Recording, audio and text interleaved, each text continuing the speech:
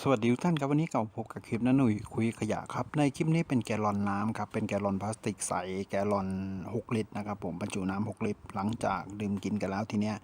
ตัวแกลลอนมันน่ากลับมาใช้ประโยชน์ได้ครับโดยตัวที่เนื้อพลาสติกยังค่อนข้างดีอยู่นะครับสภาพยังไม่บุบสลายครับยังไงก็กลับมาทำกันครับโอเคครับติดตามชมนะครับจากแกลลอนพลาสติกแกลลอน6ลิตรครับผม